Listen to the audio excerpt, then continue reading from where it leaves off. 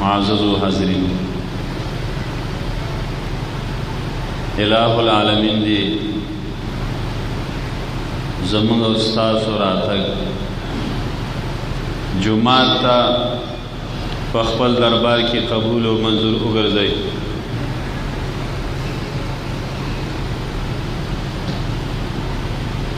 مبارک ورځ ده او ډېر عظیم عبادت دی په دې ورځ کې. نبی اکرم صلی الله علیه و آله وسلم مبارک جمعی مبارکی ورځې ته سردار الایام ویلی دي، د تمام ورځو سردار ده. نو پکار دا دی چې کم کسان په لارو کې دي یا په بازار کې دي جمعه ته راشي. معززو حاضرینو، څو اونۍ وړاندې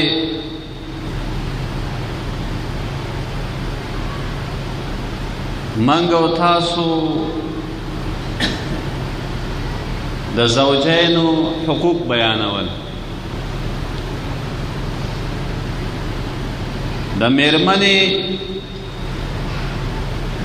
حقوق په خپل خاوند باندې دا تمام شوي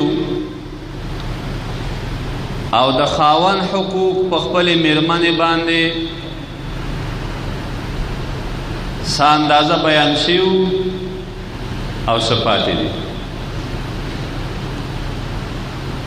نن هم د خاوند په حقوقو باندې تمیږو. منګ او تاسو د خاوند حق په میرمنې باندې دا بیانولو شپږ حقونه مونږ بیان کړي وو. اووم حق د خاوند په خپلې میرمنې باندې دا حق د طلاق دی.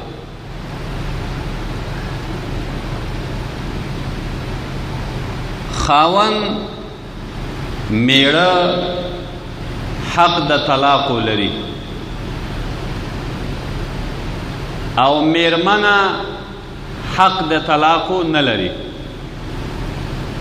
دا صلاحیت قربان شم د الله جل جلاله د حکمت نه د طلاقو صلاحیت خاوند ته ورکړی دی.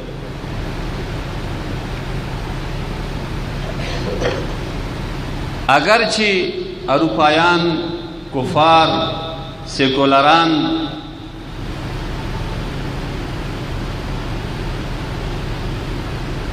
هغوی دا خبره زوتایی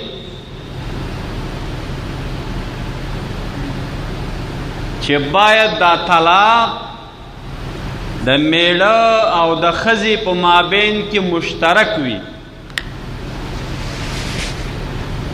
مطلب دا دی هغوی وایي لکه څنګه چې خاوند طلاق اچولی شي همدارنګې ښځه هم طلاق اچولی شي.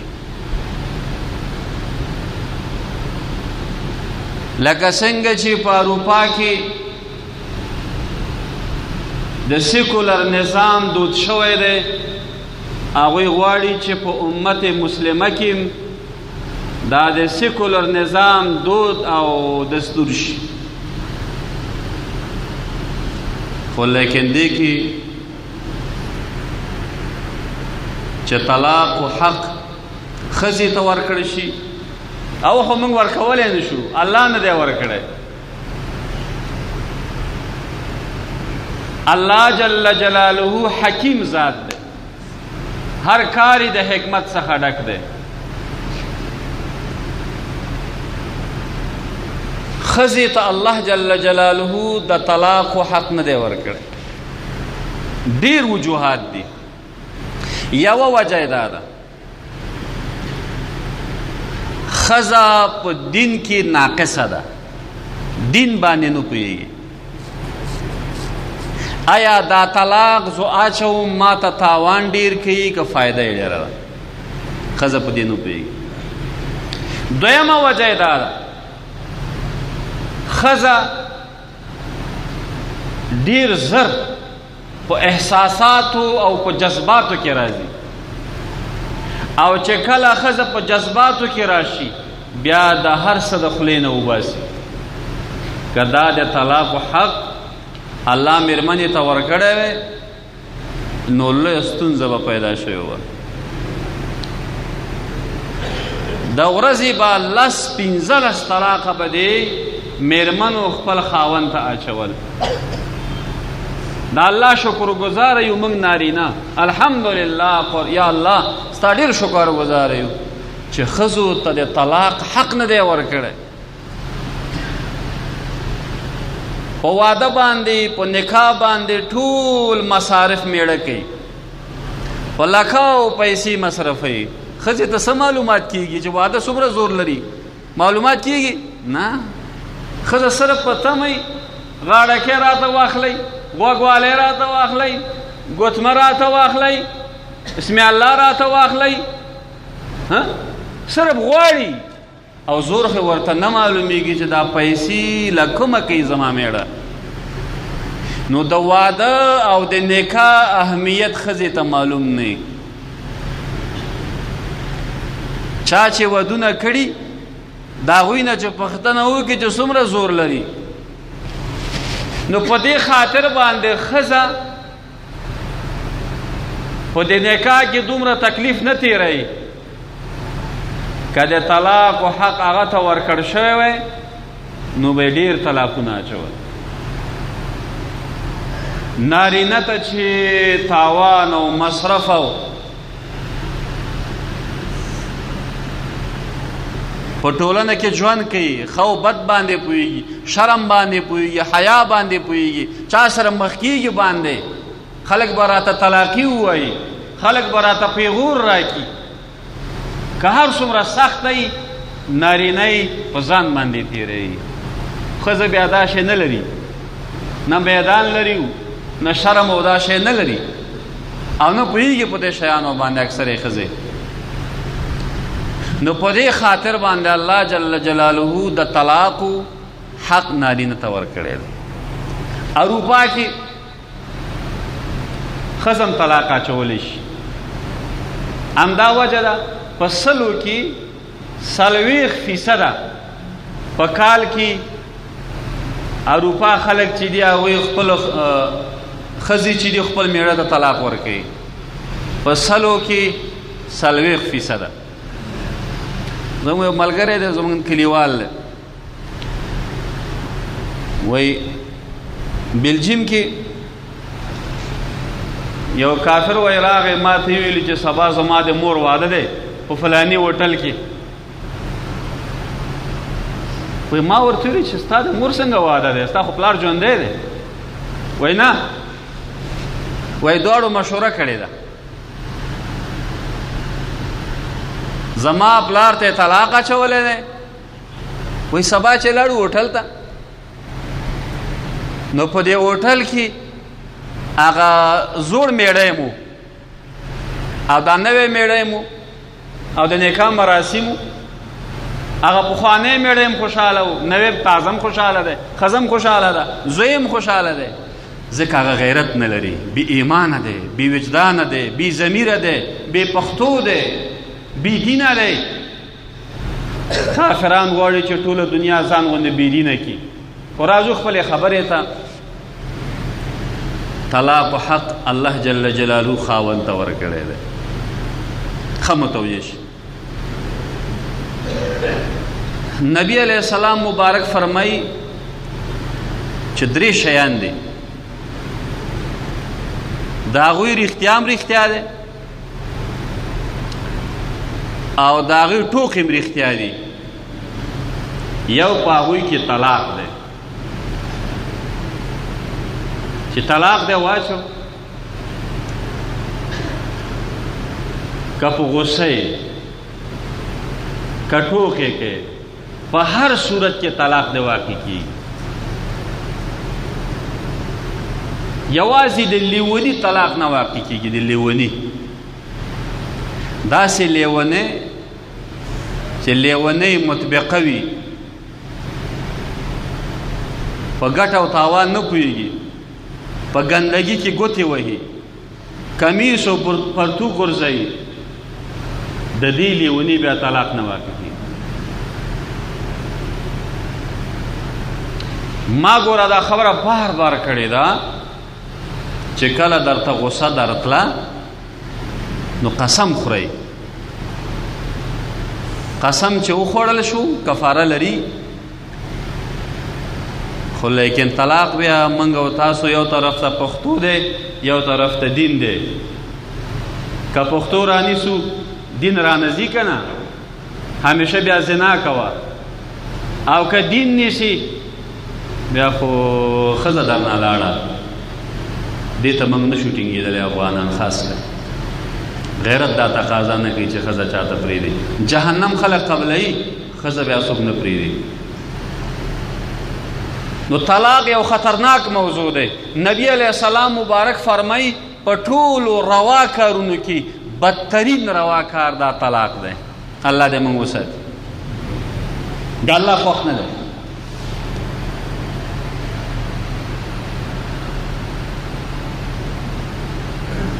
دا طلاق چې دی، یو طلاق ته طلاق بدعي وایي. ښه متوجه شي، د بدعت طلاق، ناروا طلاق. بدعت طلاق دی ته وایي خدای ناخواسته یو سړی را پاسېږي، ښځې ته په پاکوالي کې په طهر کې 3 واړه طلاقونه یو ځای واچوي. دا ناروا طلاق دی. چا چې داسې طلاق واچولو دا ګناهګار شو. خو ائمه 4 وایي، 4 واړه امامان وایي چې چا په یو ځای کې 3 واړه طلاق واچول طلاق کیږي. کار ناروا دی خو طلاق کیږي.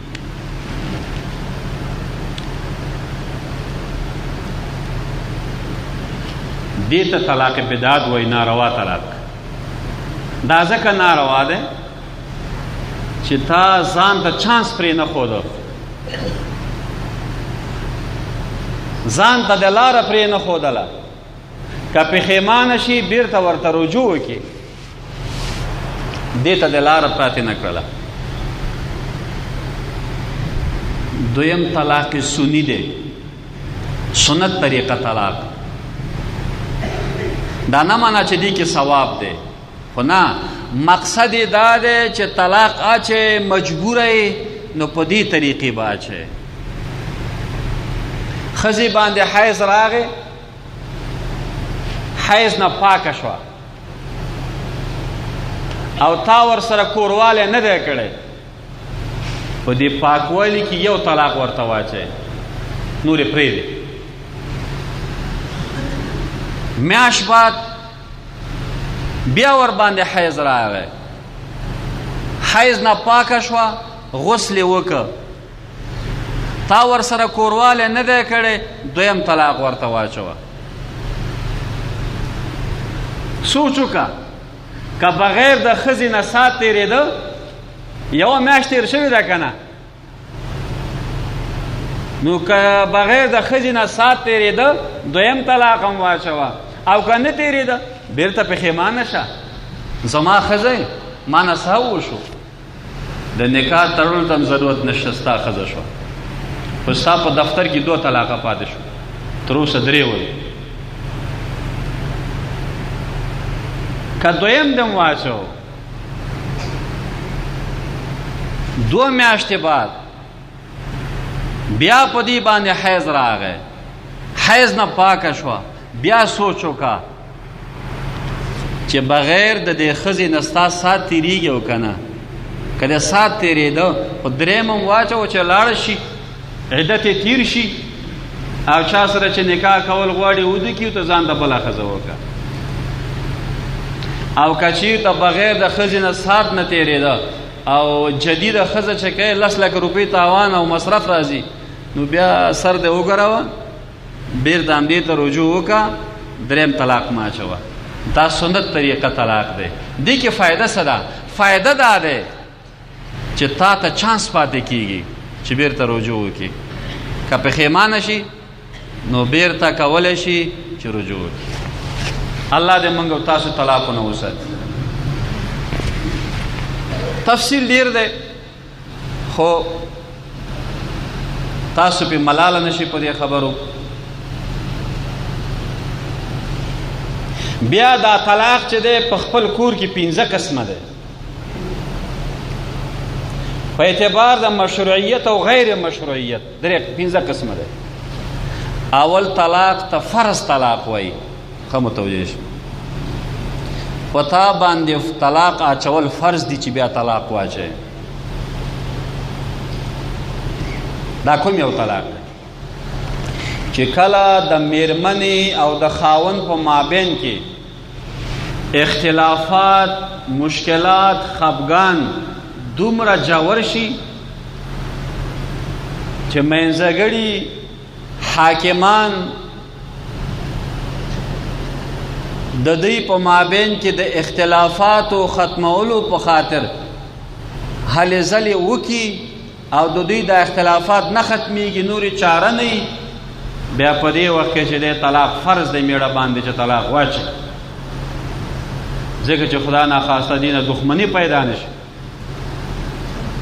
د ښځې او د میړه په مابین کې سمون نه راځي وارثان یې جوړوي دا سره بیا خرابېږي وارثان یې جوړوي بیا خرابېږي اخو ډب وي مابین کې لکه د ژوند د تېرېدو امکانات نه وي په دې وخت کې طلاق فرض دی چې میړه هم د ګناه نه خلاص شي ښځه هم د ګناه نه بچ شي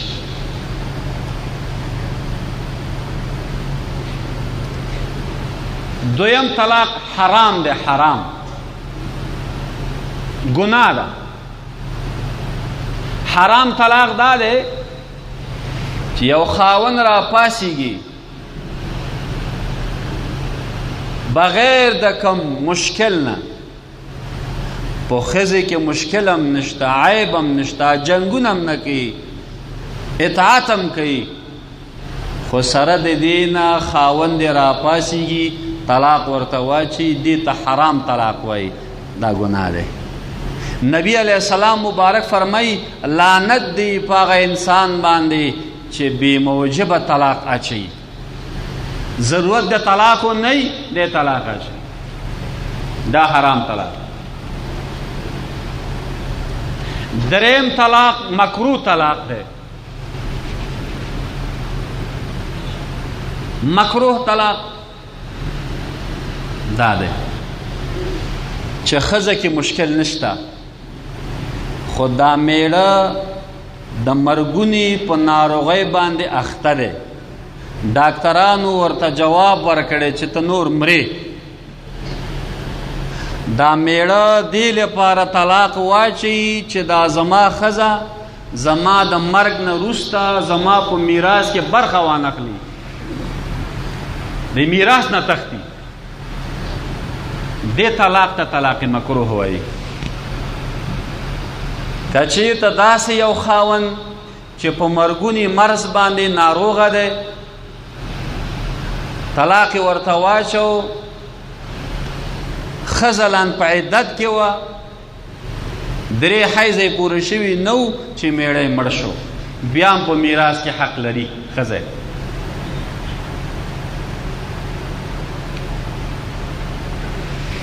څلورم طلاق دا مباح طلاق دی روا طلاق روا طلاق دا دی چې ښځه بدخویه وي د میړه ژوند یې تریخ کړی د میړه خبره نه مني میړه ورته وایي چې کور جارو کا نه جاري کوي زما کالي ووینځه کالي نه وینځي زما د مور قدر وکړه د مور قدر نه کوي زما د پلار قدر وکړه نه کوي زما د مال حفاظت کوه نه کوي په دې وخت کې طلاق بیا روا دی چې خاوند را پاسېږي خپلې مېرمنې ته طلاق واچوي. دې کې په دې صورت کې که طلاق ونه چی ښه دی خو ورته روا دی. پنځم طلاق چې دی دا مستحب دی، ثواب دی پکې. مستحب طلاق په هغه صورت کې دی چې کله مېرمنه مونځ نه کوي، میړه ورته وایي چې مونځ وکړه، مونځ نه کوي، روژه نه نیسي، یا مثال یا خدا ناخواسته دا مېرمنه عفیفه نه وي، پاک دامنه نه وي، په دې وخت کې بیا طلاق مستحب او ثواب دی. داسې ښځه چې مونځ نه کوي یا فلمونه ګوري، چا سره رابطې نیسي، داسې ښځې ته طلاق ورکول ثواب کار دی. دې نه ځان خلاص کا چې ستا بچي ماینده لپاره داسې حرامزاده لوی نشي.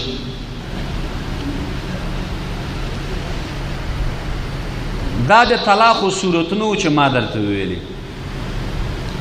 الله جل جلاله د طلاق حق چاته ورکړی؟ خاوند ته یې ورکړی. الله جل جلاله ډېر حکیم ذات دی، هر کار د حکمت څخه ډک دی.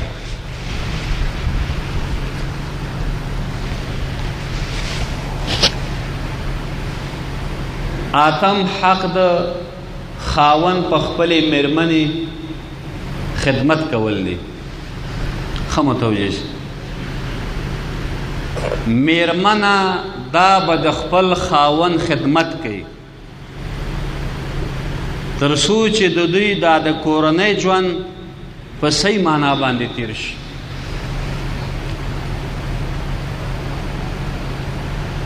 د کور نه باندې کارونه دا به خاوند کوي، او د کور داخل کارونه چې د ښځې په وس کې دي نو دا به دا ښځه کوي. نن سبا اکثر ښځې چې دي په دې کارو باندې لانجې جوړوي، کار ډېر دی او کار کم دی. ته داسې سوچ وکړه ستا خاوند څومره کارونه کوي، سهار عاجز د کوره وځي نفقې په خاطر، د خپل د ناموس او د عزت او د پت ساتلو په خاطر دیاړي کوي، تیږي ماتوي، تراکتور باروي، د چا دروازې ته ودرېږي، سختیانې تېروي، مال ساتي، دهقاني کوي، په دې خاطر چې زما د عزت خوند نشي. او بعضې ښځې بیا ناشکره وي، وایي په ما کارونه زیات دي. ته بهتره یې که د نبي علیه السلام مبارک بیبیانې بهترې وي. د نبی علیه السلام مبارک بیبیانو په کور کې کار کړی دی، اوړی لامده کړي، ډوډۍ پخه کړې ده، بیبیانې دي، ښه جنتیانې بیبیانې دي.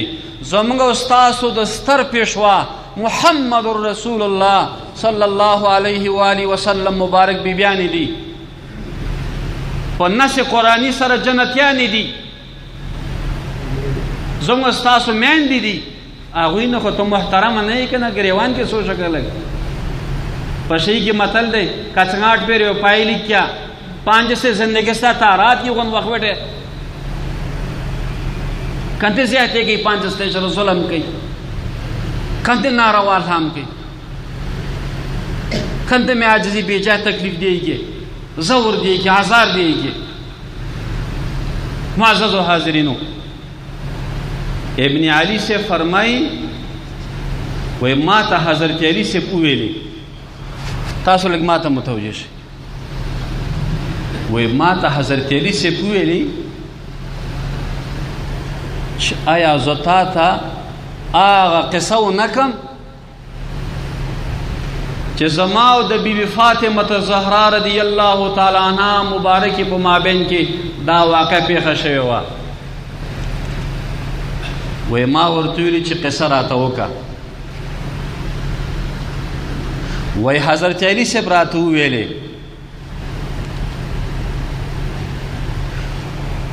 وی بیبی فاطمه رضی الله تعالی عنها زمونږ په کور کې میچنه تاوله. میچنه موږ ورته ګرټ وایو، اوس نشته. بیبی فاطمه څوک ده؟ نبی علیہ السلام مبارک فرمای فاطمه تو سیدت نساء اهل الجنه. بیبی فاطمه د جنت د ښځو سرداره ده. حضرت علی سے فرمای بیبی فاطمی زما په کور کې به میچنه تاووله، لاسونو کې تڼاکې وي، لاسونو کې پلی وي. وای بیبی فاطمی رضی الله تعالی عنها به د ګودر نه اوبه راوړل په بشکه کې. پخوا کور کې اوبه نه وي، بشکه کې به یې اوبه راوړل. وای د بیبی فاطمی رضی الله تعالی عنها مبارکې په دې سینه باندې د بشکې د پټۍ داسې پټۍ جوړه کړې وه. نبی علیہ السلام فرمای دا د جنت د ښځو سرداره ده. او زموږ استاسې اکثرې ښځې د جهنم سردارې دي، کم ناروا کار چې دوی نه صادریږي او بیا میړه په عذابوي. د خدای په کار ککړه. وای زما میرمنې فاطمه رضی الله تعالی عنها به کور جارو کولو، دا جامې په خاورو باندې خیرنې وې. و یو ورځ مې زړه ور باندې خوږ شو. حضرت علی صاحب فرمایي په خپلې میرمنې باندې مې زړه خوږ شو، زما وس نه و. ما بیبي فاطمې رضی الله تعالی عنها ته ویلي ته لاړه شه ستا پلار ته محمد رسول الله صلی الله علیه و آله وسلم مبارک ته غلامان راغلی دي، ورته ووایه چې یو غلام درکړي چې تا سره په دې کارونو کې کومک وکړي، اوبه درته راوړي، میچنه در سره تاو کړي. وی دا مې وی پلار کله ولېږله. بیبي فاطمه رضی الله تعالی عنها د جنت د ښځو سرداره راغله نبی علیہ السلام مبارک کور ته. څومره حیا وه، څومره حیا وه، سبحان الله، څومره حیا وه. بیبي فاطمه رضی الله تعالی عنها چې راغله ویې کتل چې پلار سره خلک ناستو، د شرم د لاسه بیرته لاړه سې ونه ویلې چې پلار مې راته په غوسه نه شي، خلک ناست دي.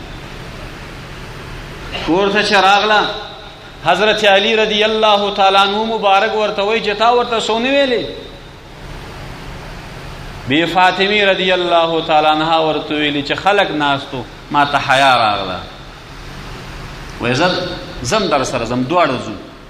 راغله چې راغلل نبی علیہ السلام مبارک په مجلس کې کېناستل. دا خبره دې لپاره کوم دا ښځې دې واوري څومره په سهولت کې دي زموږ استاد ښځې. د کور په انګړ کې بمبه لګېدلی، په بټنې باندې اوبه جګېږي، خس پرېمانه دي، پسته او تازه باریک اوړه درته راځي، کور درته فرش دی، قالینه آوار ده. بیبي فاطمه رضی الله تعالی عنها په خاورې باندې ژوندو، په خاوره څملاستله، دا فریاد پکې نه و. ته ولې ظلم کوې په خپل میړه باندې؟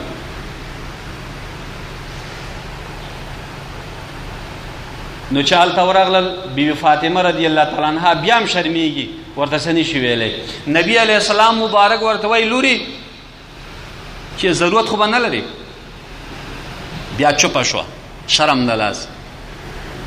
حضرت علی رضی الله تعالی عنہ مبارک ورته وایي ای د الله پیغمبره دا ستا لور چې ده لاسونو ته یې وګوره، میچنې دومره تاوې کړي چې لاسونه یې په تڼاکو دي، او د دې دا سینه چې ده د ډېرو اوبو چلولو د لاسه سینې درد کوي. تا ته غلامان راغلي او غلام ورته ورکړه چې زموږ سره خدمت وکړي. داسې نه دی چې نبی علیہ السلام مبارک باندې به دا ګرانه نه وه. نبی علیہ السلام مبارک باندې دومره ګرانه وه. نبی علیہ السلام مبارک به چې کله سفر ته ته ټولو بیبیانو سره به ملاقات کولو، آخر کې به دین خدا پامني کوله. او چې کله به نبی علیہ السلام د سفر نه راغی اول به دې سره ملاقات کولو، دا یادېدله. او دا مبارکه چې نبی علیہ السلام کور ته به راغله، نبی علیہ السلام مبارک به د خپلې بسترې نه ورته پاڅېده او د دا لاس نه به یې ونیوله او د ټنډې نه به یې مچو کړه، په خپل بستره باندې به یې کېنوله. او چې کله به نبی علیہ السلام مبارک د کور ته ورغی، دا مبارکه به راپاڅېده، لاسونو مبارک به ورته مچو کړل د نبی علیہ السلام مبارک، بیا به په خپل بستره باندې کېنو. نبی علیہ السلام انتهایی ډېر پې ګرانه وه په ټول اولاد کې. نو نبی علیہ السلام ورته وایي بی بی فاطمې زه به تا ته یې وظیفه درکوم، غلامان نه درکوم، ځکه نور خلق دی زما په ولس کې غلام ته ډېر ضرورت لري، غلام نه درکوم. تا ته به یو وظیفه وښایم، دی غلام د درکولو نه به تا لپاره بهتر وي. د کور کارونه په خپله کوه، ای لوري د کور کارونه په خپله کوه، جاروم کوه، میچن هم تاووه، اوړم لامده کوه، اوبم راوړه، دا کارونه ته کوه. زه به درته وظیفه درکم، ماسخوتن مانځه نه بعد 3 کرتے سبحان الله ووایا، 3 کرتے الحمدلله ووایا، 4 کرتے الله اکبر ووایا چې سل پوره شي. که د نن زماني لور وای بیا به یې څه ویلې، زه دا کلمې دې ورک شي، نوم دې ورک شه ستا، دا کلمې ته ووایه، ما ته پیسې راکه، ما ته خرچه راکه. دی ورته څه وایي، مبارکه ورته وایي زه د الله نه راضي یم او د خپل پیغمبر نه راضي یم، بس زه به دا وظیفه کوم، د کور کارونه به هم کوم، غلام مې نه دی په کار. په دې طریقې باندې لور رسخت شوه.